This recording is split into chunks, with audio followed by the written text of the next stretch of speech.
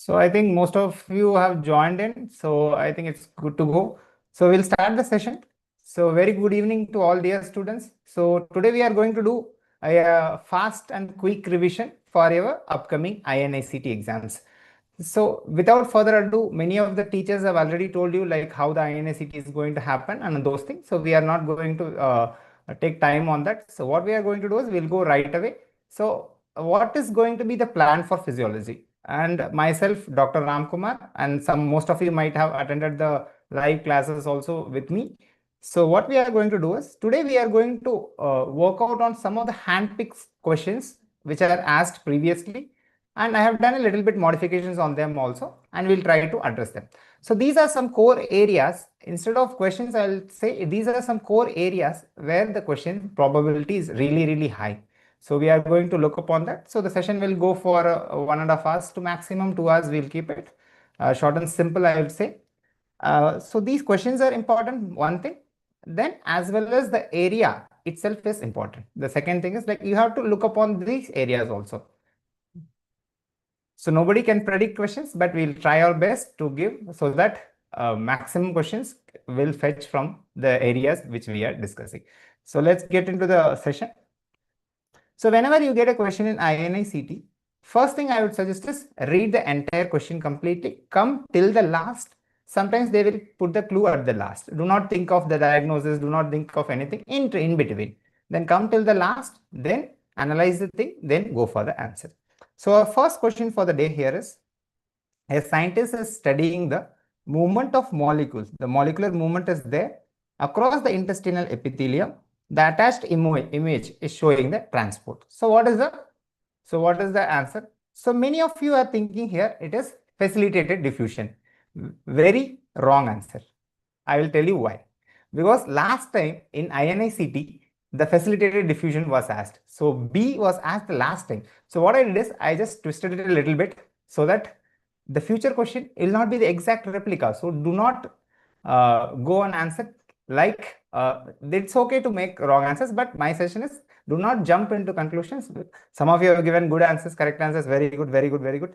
So what here we have to look at, let's go step by step.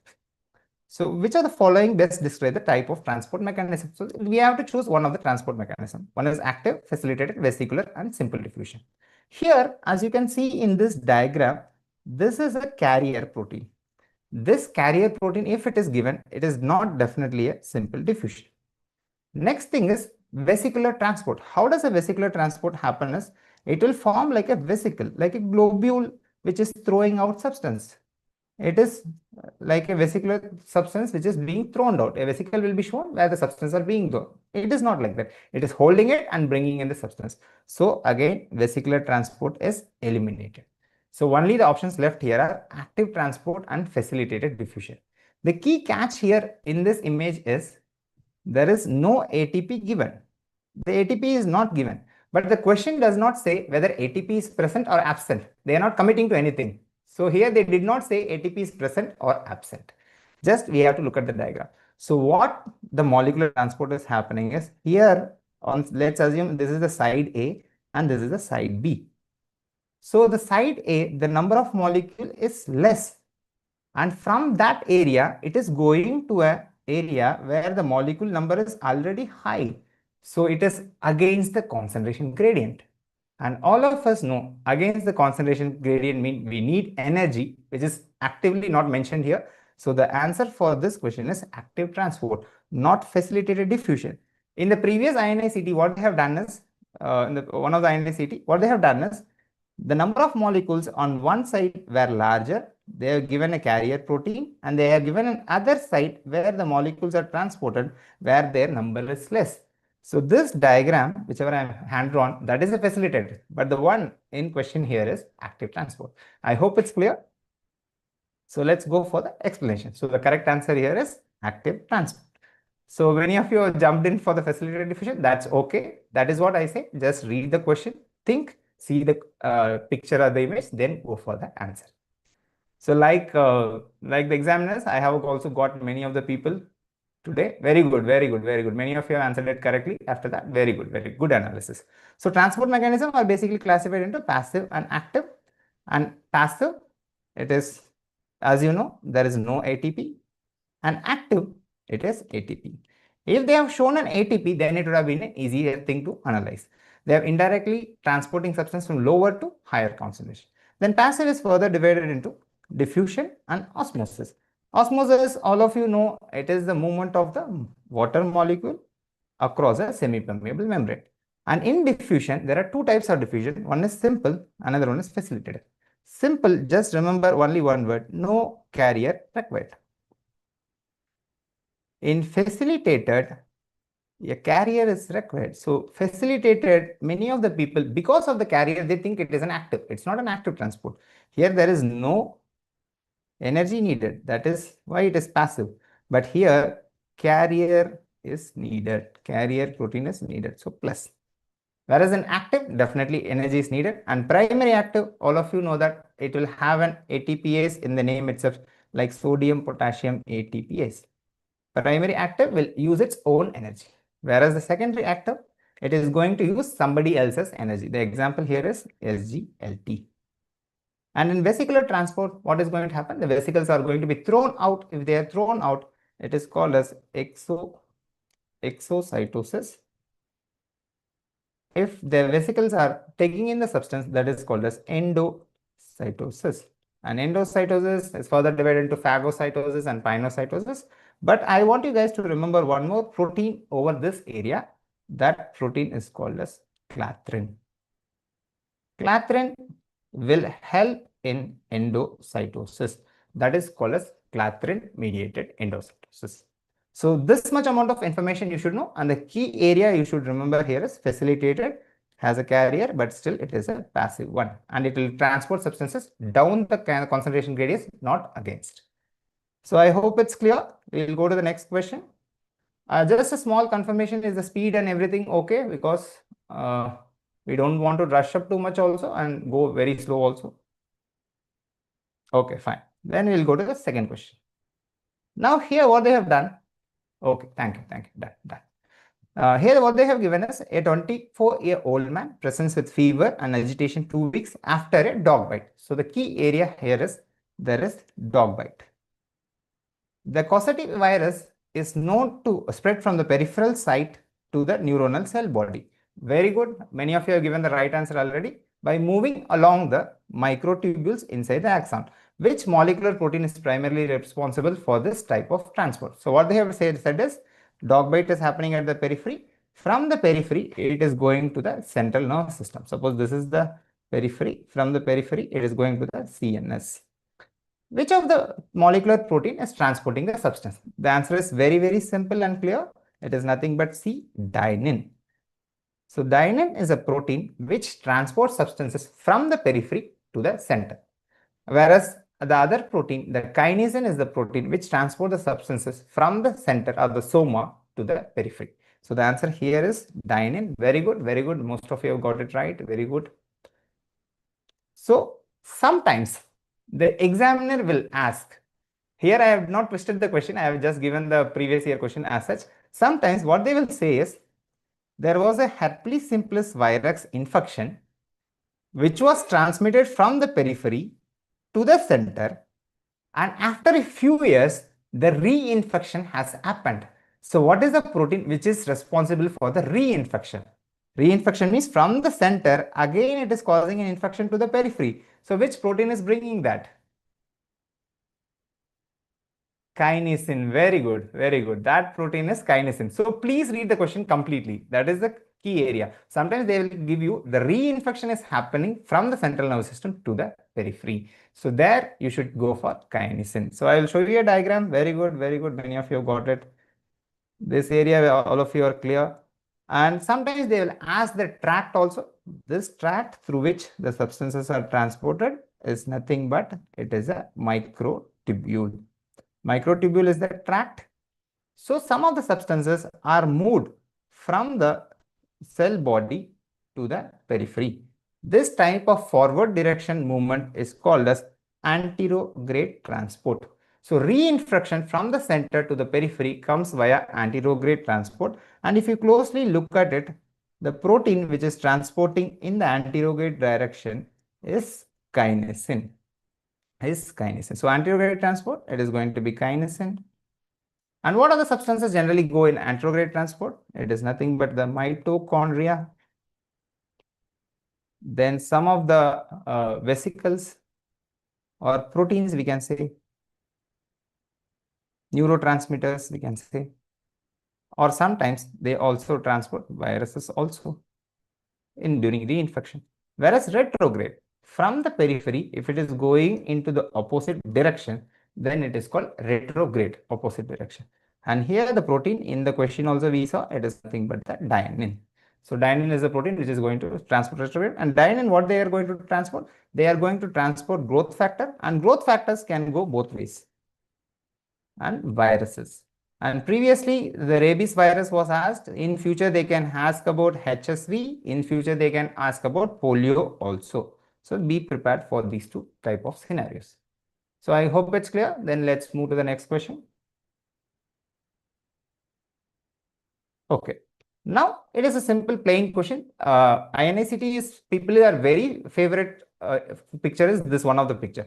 In a histological image given, identify the band marked. They have marked a band over here and they are asking us to identify. So what is the answer here? So very good, very good, very good. You guys are in good preparation mode. Keep it up, very good. So here they have shown an area in the dark band only, but they are not putting the entire dark band. The entire dark band is called as an isotropic band, A band. But they are putting an area inside the A band. That band is called as H band. So this is the H band's area. So what is this area which I am just highlighting? It is nothing but the A band. And what is the area here? This is nothing but our I band. And what is this inside the, sorry, here? What is this inside the H band? That line is called as M line. And what is this between these two? So wherever I am drawing this, what is this writing as X? What is that? Some of you tell me, what is this entire region? The entire region is a sarcomere. Very good, very good. These are Z lines, very good.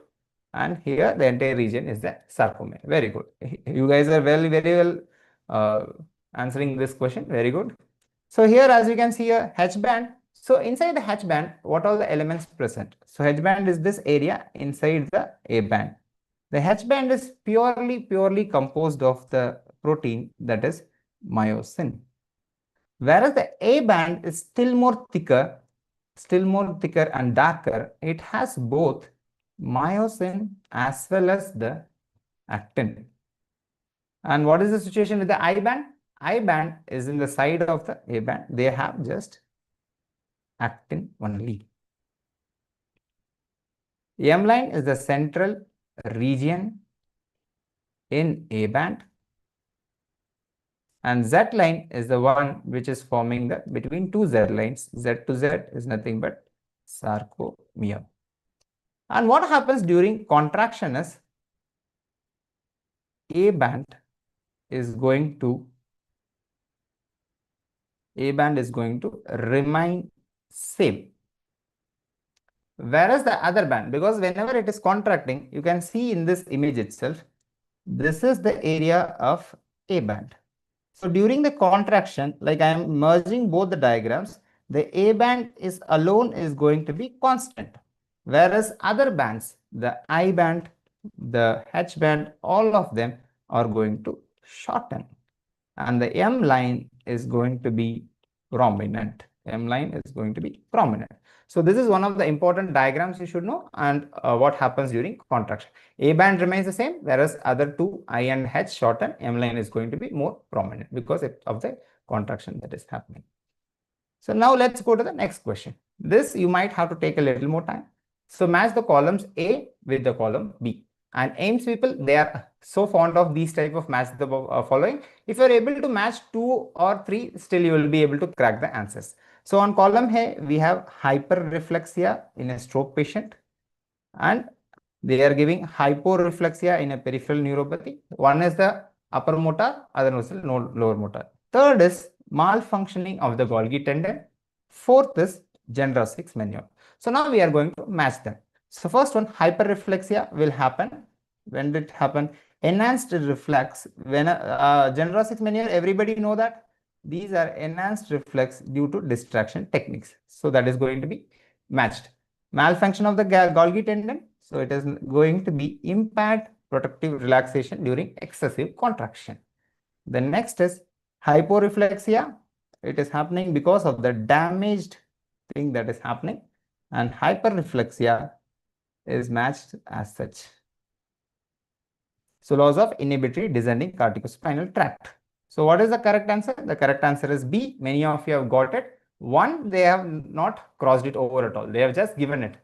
Sometimes do not think that everything will be in a crossed arrangement. Sometimes they will give you some options just like this also. So the first one is hyperreflexia and stroke. It is a direct loss of inhibitory descending neurotransmitters. So that's why exaggerated reflexes are happening. Hyporeflexia, the stretch reflex afferents are being cut. So that is giving a reduced stretch reflex. And two things, please remember: Golgi tendon organ and General 6 manual.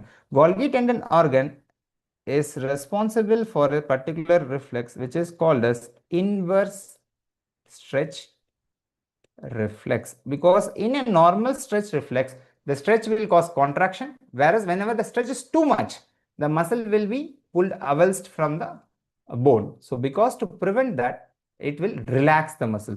So GTO, what it does is excessive contraction will relax the muscle. That's why it is causing the inverse stretch reflex. Next thing is General 6 manual. What is happening?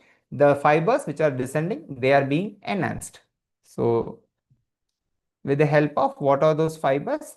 Gamma motor neurons. Gamma motor neurons. So these are some of the things you have to remember with respect to these area. Let's go to the explanation part. So here they have shown the stretch reflex pathway. So in the stretch reflex, the intrafusal fibers are located inside the muscle spindle. Muscle spindle has extrafusal, and inside that we have the intrafusal fibers, which is responsible for the stretch reflex. From here, the 1A afferent is going to happen. So 1A is going, and how does it come back? It comes back through the fibers and gives to the extrafusal fibers. So 1A will be going to the spinal cord and it will come back with the help of alpha motor neuron. So this is the stretch reflex. GTO, I already told you, inverse stretch reflex. Where is the GTO located? The GTO is located at the ends of the muscle tendon, tendinous ends. And what is the afferent which is taking? See the diagram very clearly. 1B it is taking. 1B. 1B will take it and it will inhibit the alpha motor neuron and cause the relaxation. General 6 manual, in the intrafusal fibers, at the ends of the intrafusal fibers, there is gamma motor which is going. So if I do a General 6 manual procedure, what is going to happen? This gamma motor is going to fire and stretch the intrafusal fiber before the tapping of the or the contraction itself. So what will happen? Before the tap itself, I am getting an advantage. That is why the reflex is enhanced. So General 6 manual is happening by gamma motor neurons. I hope it's clear. So these area is important. Next question. The diagram shows a simple muscle twitch from an amphibian skeletal muscle. The contraction period, one good thing here is they have given the contraction period. What is the minimum strength of stimulus? What is the minimum strength of stimulus required to produce tetanic contraction? Very good, very good, very good. This is, I guess, most of you know that it is one of the favorite questions of INI-CET. So here the answer is 25 Hertz. So what is the formula? Can one of you type in the chat box? What is the formula? So this is a simple muscle twitch, and here this PS is point of stimulus, 1 upon contraction period. Very good. So the formula is 1 upon contraction period. So PS is the point of stimulus, LP is the latent period, CP is nothing but the contraction period, and RP is nothing but the relaxation period. So these are the periods. And let's go for the explanation part and discuss a little bit there. So here the answer is 25 Hertz. What is the minimum stimulation frequency? They are asking for the minimum stimulation frequency. So 1 upon contraction period, which is 40 milliseconds. That is nothing but 1 upon 0.04, which is nothing but 100 upon 4, which is 25 Hertz. And what is the normal latent period is 10 milliseconds, and normal contraction period is 40 milliseconds, and normal relaxation period is 50 milliseconds. Sometimes in your exam, in the near future, the INICET people are going to put a question where one thing they are not going to give you people. What is that is, they are not going to give you the period of contraction directly. They are not going to give you, trust me. And they are going to just put the diagram like this, and they are going to ask you what is the contraction period. Now, if I don't know the contraction time period, then how will I calculate the tetanizing frequency? For that, you have to observe one more thing, that is this tracing. This is nothing but a time tracing. And this time tracing is done with a frequency stimulator of 100 Hertz. So this time tracer is going at a frequency of 100 Hertz per second. So every similar area, if I take from trough to trough, or the height of the tallest height to height, this is going to be 10 milliseconds. So I don't need the contraction period to be present in the question. I can just look at and observe it and tell from this itself. Now we are going to calculate it indirectly. Contraction period is not given. So let's start. The contraction started here. 1, 2. This is 1, 2, 3, and here almost 4.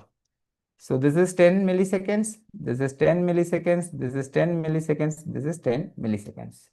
So in this diagram, the frequency tuner, how you have to calculate it? If the frequency tuner is like this, so wherever I am starting, if I cut exactly at the next point of time, then it is going to be 10 milliseconds. That's it. So in this below diagram, 10, 10, 10, 10, 4 times, it is 40 milliseconds. So the diagram is matching with my frequency that they have given. So it's very simple. So please make sure that even if the contraction period is not directly given in INICET, you are going to look at the tuning frequency and going to click the correct answer. Suppose if 5 events are coming, 10 more milliseconds is also coming, then it is going to be 1 upon 50. And you know the formula, 1 upon contraction period, which is going to give the tetanizing frequency. I hope it's clear. Please make sure to understand this tuning frequency. So it is 100 Hertz. So next question. So this was recently asked in NEET also, and we have discussed in our classes also. So a 55-year-old woman presents with the emergency with sudden onset breathlessness, pleuritic chest pain, and mild hemoptysis. She had a history of recently long travel, and obesity is also there. On examination, she is tachypneic and mildly hypoxic. AIMS people will give a lot of history, so keep on reading. A ventilation perfusion scan is performed, showing several mismatched areas. Which point on the VQ graph most likely corresponds to pulmonary embolism? So all of you know VQ ratio is, some of you are saying the option is very good, point E, or the option D. Very good. You guys are in a very good preparation mode, so keep on going. Very good. So let's try to explain it. So it is a case of pulmonary embolism, and we are going to see where the VQ graph, in this graph, it is going to be plotted. The answer I will reveal it first. It is the point E. So this area is the point E. So let's try to crack this answer. What is going to happen? So in a person, there are two extreme cases. We'll try to understand both of them. One is the lung is being perfused with a blood. Suppose lung is being perfused with a blood. Suppose if I obstruct this alveoli completely, what is going to happen to my VQ ratio? Let's imagine what is going to happen to my VQ ratio. If I obstruct it completely, V upon Q, which is nothing but ventilation is not coming. In this example, I am not talking about the question pulmonary embolism. In this example, we are talking ventilation is not coming. So the VQ ratio will become 0. And what will happen to the alveolar gas levels? Because in this question, the diagram is showing two things. One is PO2 on the x-axis, PCO2 on the y-axis. Always look at the x-axis and y-axis carefully. Now, in this condition, the VQ ratio is 0. Whenever the VQ ratio is 0, there is no incoming ventilation. So what will happen to the levels in the blood? the levels in the blood is PCO2 is equal to 45, incoming blood from the venous system, PO2 is equal to 40 mm of Hg. So now no new air is coming in. So whatever is there in the venous system or whatever is coming through the blood, that will get equilibrated and my alveolar levels will be exactly like this. So find out and tell me in this diagram, the point over here, as you can see here, VQ ratio they have written here, and PO2 is 40, PCO2 is 45. Now let's talk about the next extreme. There is alveolar pressure, everything is fine, the alveoli is fine, but the patient is developing pulmonary embolism. So none of the blood is coming. Here there is a block. So what is going to happen? The new blood is not coming. So whatever incoming air is coming from the atmosphere, they are not entering the blood because no blood is coming. So it will be equal to the atmospheric levels. What is the levels of oxygen in the atmosphere? It is around 150. What is the levels of CO2? It is going to be 0.0 something like that. So it is going to be 0 mm of Hg. So I have to find a point for pulmonary embolism where the oxygen level should be 150, but my CO2 level should be 0.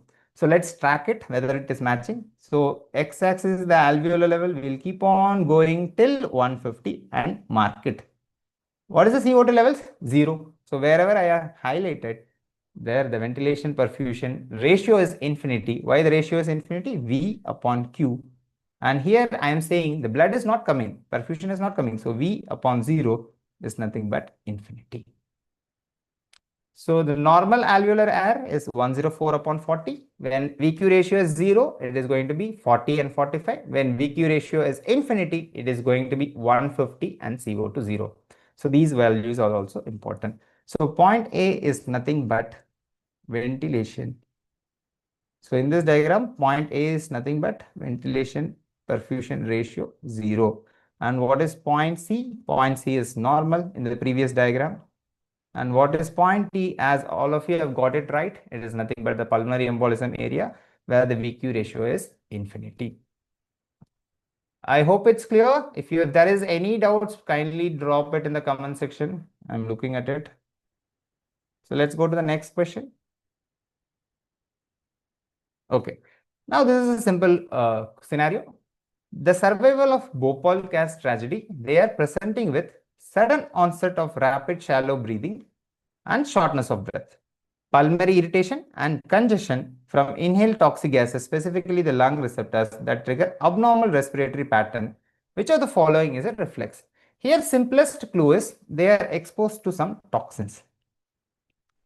Whenever a toxin exposure is there and they are breathing, what is going to happen? It is going to develop something called as pulmonary chemoreflex, and this is triggered because of the toxin. So out of these options, what we have to find out? We have to find out what is the pulmonary chemoreflex, and that reflex has other name which is called as J reflex. Very good, very good. Most of you have got it right. Very good, very good. So what we'll do is, that is a J receptor reflex, which is a pulmonary chemoreflex. And whenever there is a pulmonary irritation or a congestion because of any inhaled gases, now a similar reflex you will study in CVS. Just drop it in the comment box. What is that reflex name? There, whenever there is a toxins which are entering the cardiovascular system or the coronary circulation, they will attack the heart and cause, very good. Somebody, Sandhya, very good. Basal-Jarisch reflex. Very good, very good, very good. So these two reflexes are favorite of INICET people. We definitely expect you people to know. So the answer here is juxtapulmonary receptor reflex. The juxtapulmonary reflex is also called as pulmonary chemoreflex, which I was saying, and it has a triad of features. You have to know when these two triads, especially for J reflex as well as Basal-Jarisch reflex. Because of the toxins in the lung, what is going to happen is, it is going to cause hypotension and